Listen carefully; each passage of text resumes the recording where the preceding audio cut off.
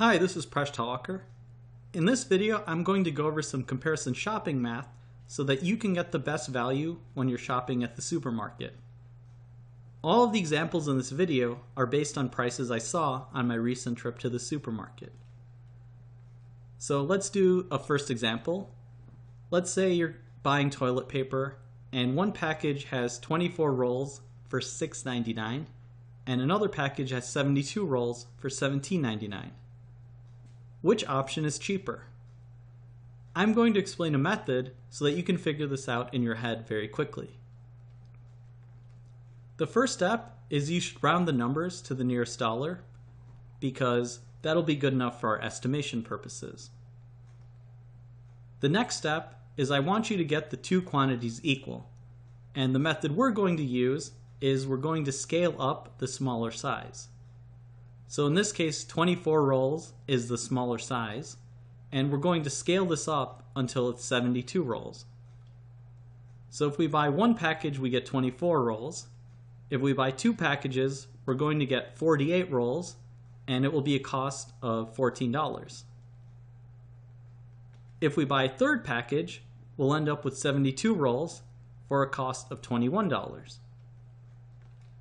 And that brings us to step 3, which is now we have two quantities of 72 rolls, and we simply need to pick the one which is cheaper. So it's very obvious that 72 rolls for $18 is the better value.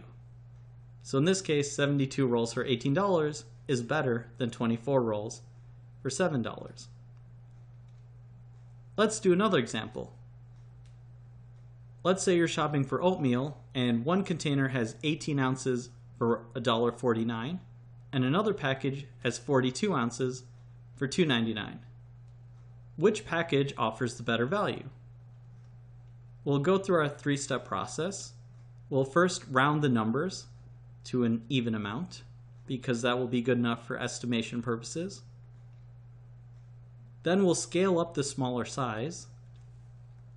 So if we buy two packages of the 18-ounce oatmeal, we'll end up with 36 ounces of oatmeal for $3. Now in this case, we don't have the exact same quantity for both packages. In one case we have 36 ounce and in another we have 42. However, what we do have is we have the same dollar amount for two different amounts of oatmeal. So would you rather get 36 ounces for $3 or 42 ounces? The answer is easy. You're going to want to pick the one which is giving you more oatmeal for $3. So in this case, 42 ounces is a better value. In a third example, let's say you have 10 ounces of potato chips for $1.99 or 16 ounces for $2.99. Which is cheaper? We'll first go ahead and round the numbers. Then we'll try scaling up the smaller size. So if we buy two packages of the 10-ounce potato chips, we'll end up with 20 ounces for $4. Now unfortunately, unlike our other examples, neither the quantity matches nor the dollar amounts match. So we cannot directly compare 20 ounces of potato chips versus 16 ounces. So we're going to need to do something different. What we'll do is we'll figure out the unit cost for the 10-ounce package of potato chips. So if 10 ounces costs $2, that means every ounce of potato chips in that package costs 20 cents. And now what we'll do is we'll scale that up to 16 ounces. So buying 10 ounces for $2 is basically the same as buying 16 ounces at a rate of $3.20. Now we can compare the two options and we can conclude that buying the 16-ounce package of potato chips for $3 is the better value. Let's do a final example of soda pop. You have two options. One is a 2-liter bottle for $1. The other is 24 cans for $5.99. Which option is the better value? We'll go ahead and round the number $5.99. Now, instead of scaling up directly, we're going to need to convert some units because the 2-liter bottle is based on the metric system and the 24 cans are based in ounces. So how can we convert ounces into liters? Well, luckily, if you take any can of soda, it's already written on there. A 12-ounce can of soda is roughly equal to 355 milliliters or 0.355 liters.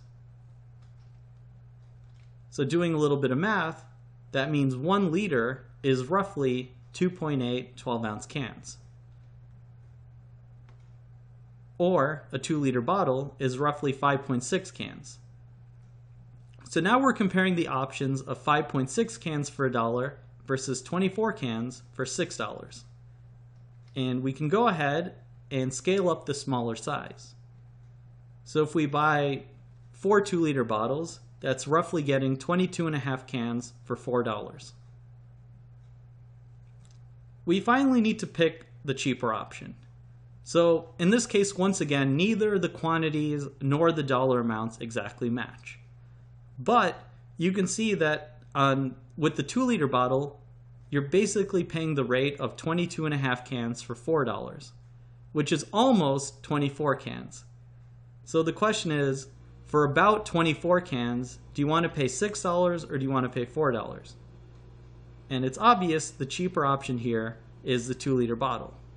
So I wanted to include this example because it's not always the case that buying in bulk is going to be cheaper.